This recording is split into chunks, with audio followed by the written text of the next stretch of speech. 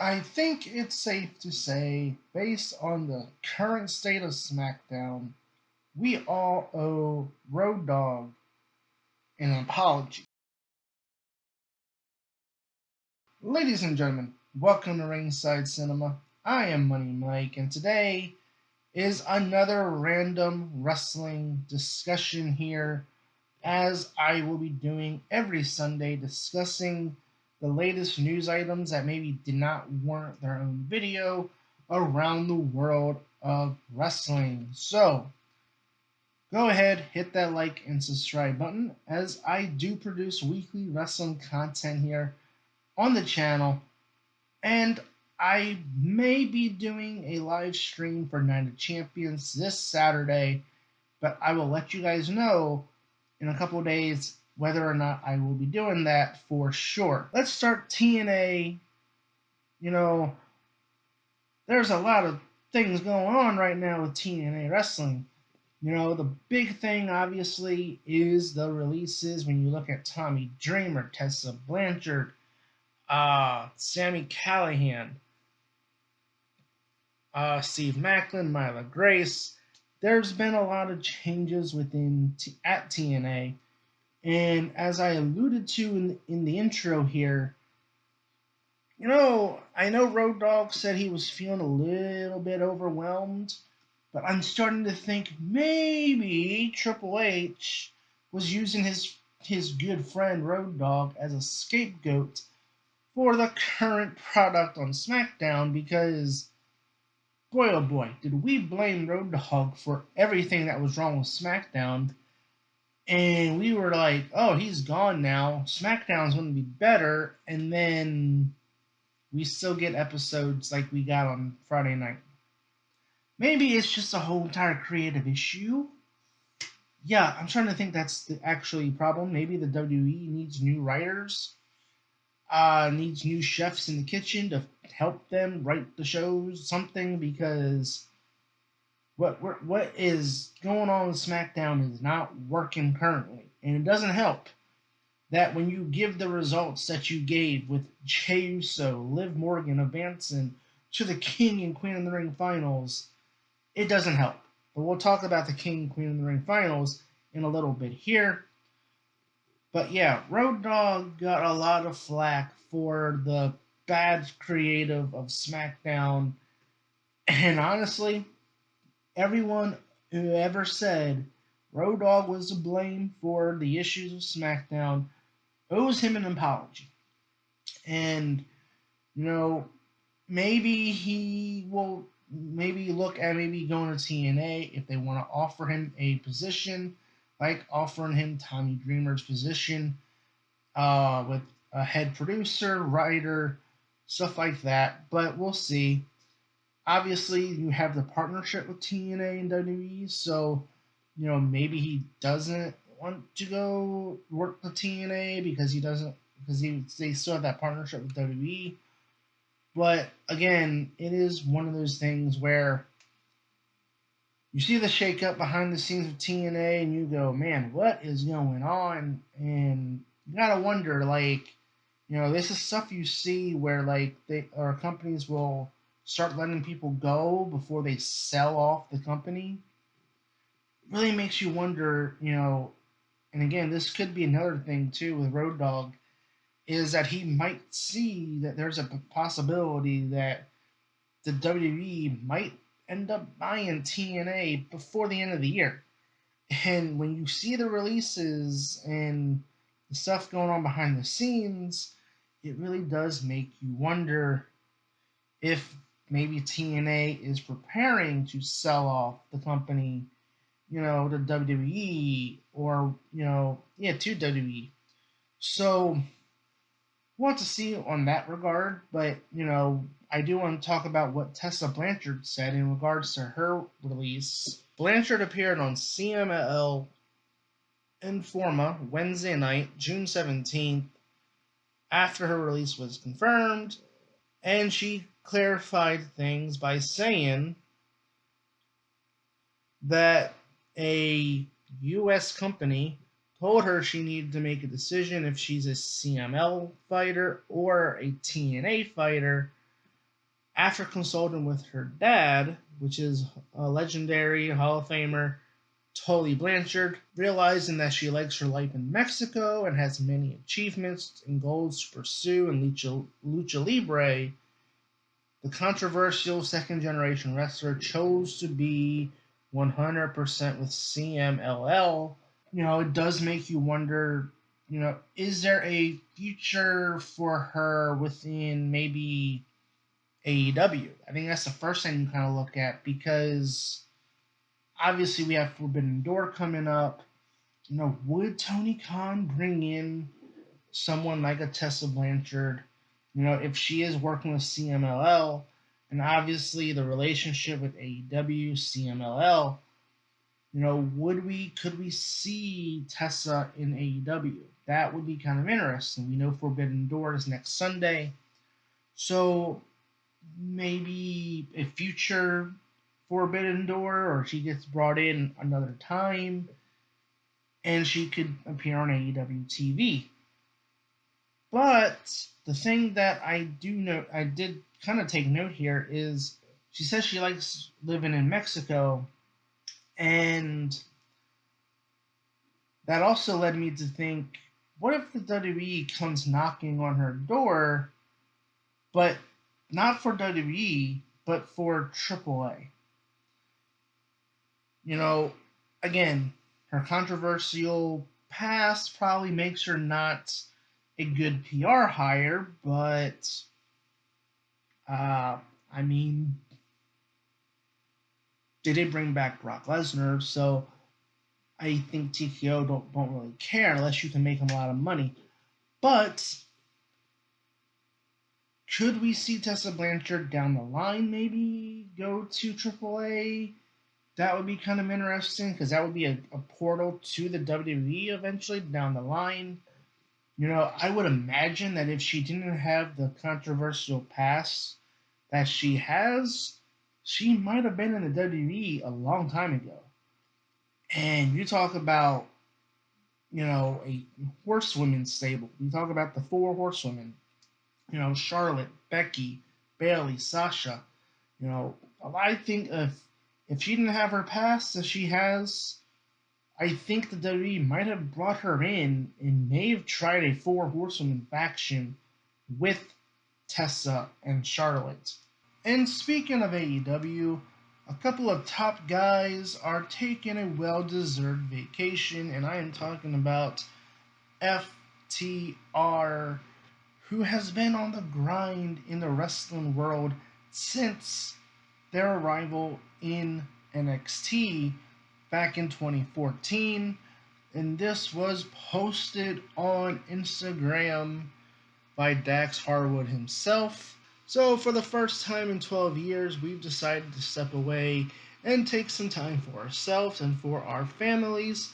I'm not sure when we'll be back, but what we're going to do, how much longer we have, or if we even need to prove anything at all anymore. I do like that we do live in this world of wrestling today, whether it's WWE or AEW, where wrestlers can take time off for their families. I know, we've seen this in WWE where wrestlers will take time off and they get a little break from wrestling for a little bit and get to enjoy some time off before coming back. And so I'm happy for them to be able to have this time off, and they've certainly deserved it. And it does seem as if they are going to make their return probably at All In, I would think, since they're already going to be in the UK that weekend. And, gotta say, this might be the perfect timing for them to take off, because, hint, hint, we have a couple of 90-day expiration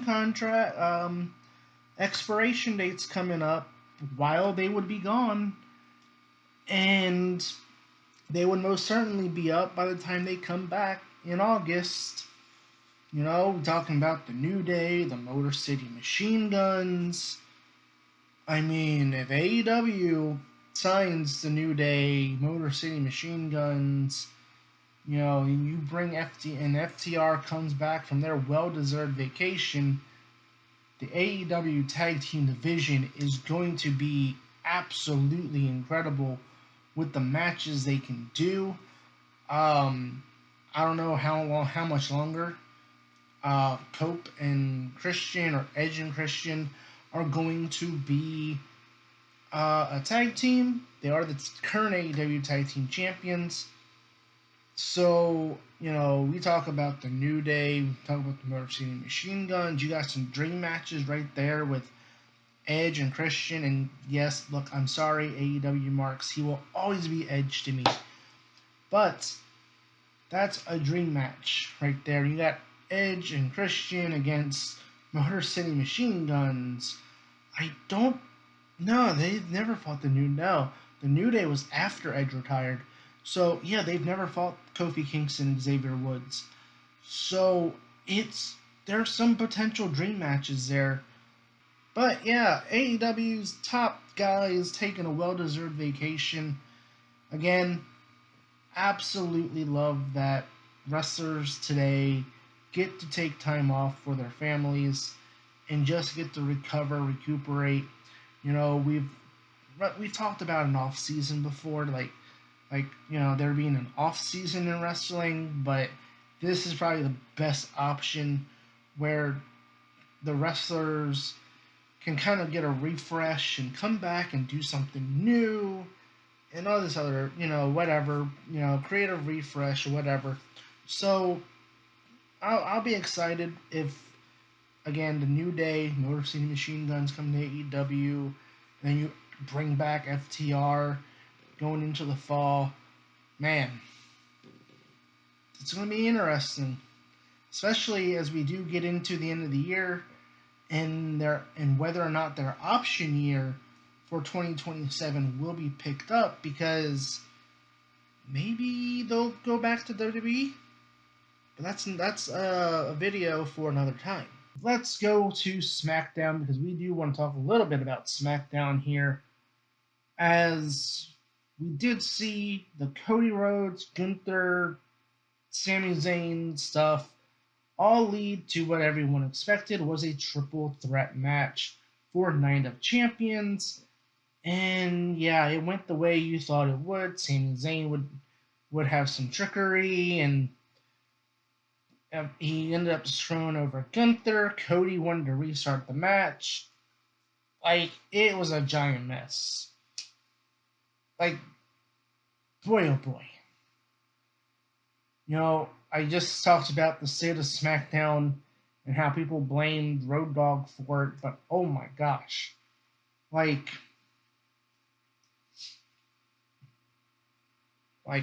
Cody, Gunther, this is not working. And they've completely killed Gunther's entire mystique around being this career killer. Just Gunther retired John Cena, AJ Styles, Goldberg, and they did nothing with it. I mean, the man had no match at WrestleMania, and the only reason he had a match was because he was a replacement for Braun Breaker, because Breaker was injured. And so, yeah, it's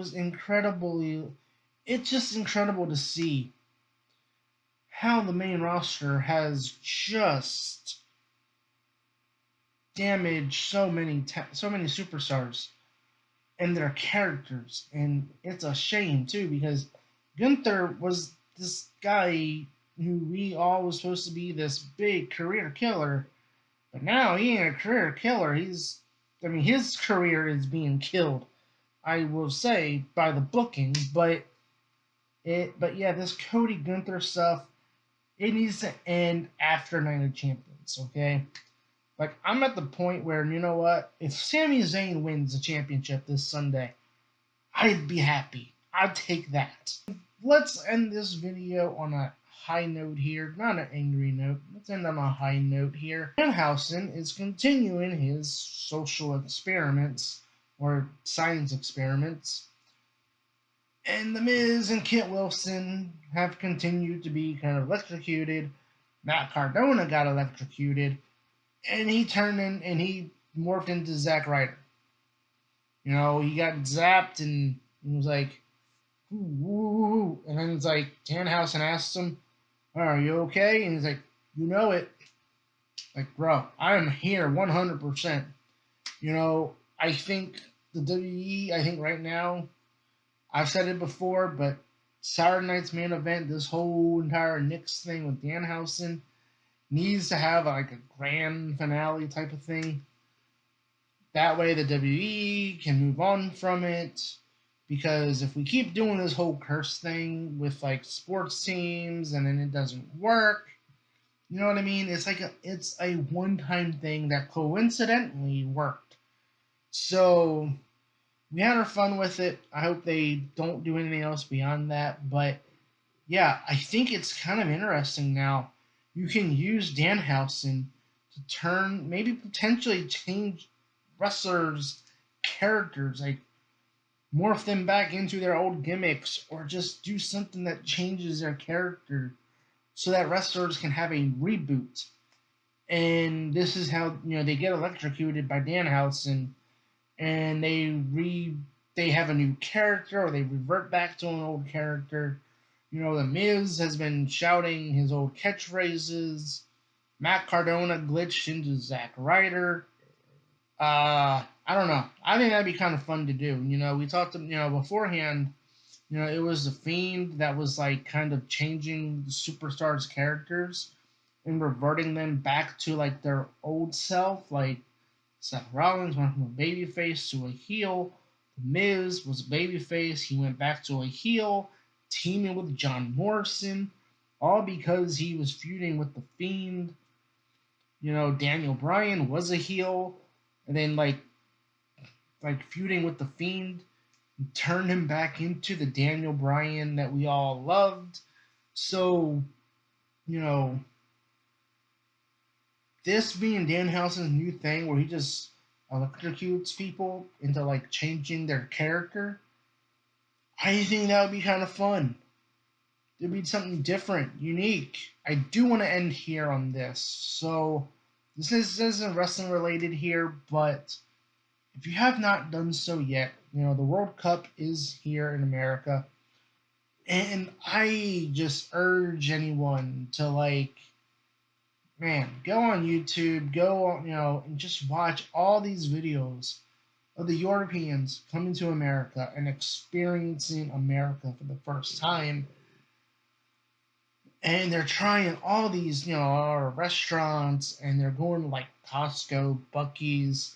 They're experiencing all these things for the first time, and it's incredible. Like, for me as an American watching, it's like wholesome, just watching these Europeans come here to America and just seeing kind of like the culture shock that they have, coming to America. And it really does make you, more appreciative of everything that we have here in America. So if you are a European who is over here in America for the World Cup, or you've been to America before, comment below. Let me know what your big culture shock was for you, because again, these videos are just simply amazing, and I just urge anyone to go and watch them.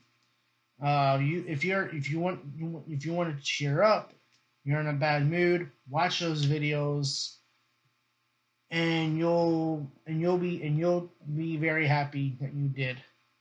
But that will end today's random wrestling discussion. I'm still working on a name for all of this.